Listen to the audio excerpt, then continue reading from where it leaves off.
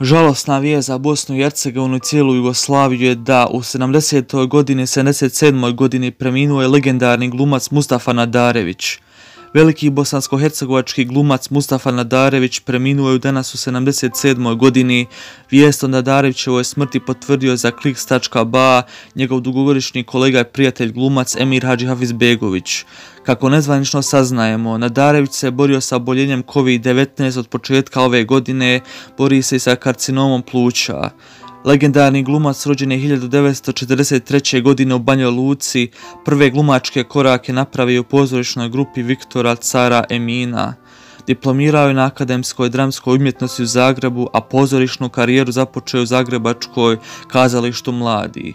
Nadarević će ostati upamćen po ulogama u filmovima, serijama i predstavama poput Prosjaci sinovi, Nikola Tesla, Velo, Misto, Nepokoreni grad, Smrt Tome Bakrana, Kiklop, Večernja zvona, Otac na službenom putu, Savršeni klub i njegovoj najpopularnijoj seriji Lud, zbunjen, normalan. Dobitnik je brojnih priznanja za režiju, glumu i rad u pozorištu.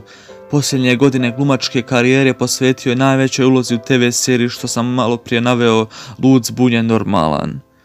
Kao što vidim ovdje svima je žao, pogotovo Feđi Isoviću, najboljem redatelju na Balkanu, među ovoj Lud, zbunjen, najbolja serija koja je ikada snimljena.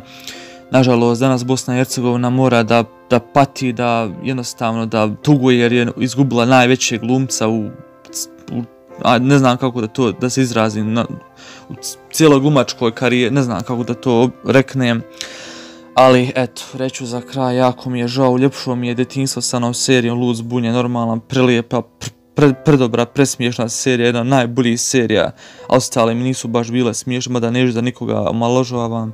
I tako, počivaj miru, legendo, Izete Fazlinoviću, smrt fašizmu, sloboda narodu, počivaj miru, legendo.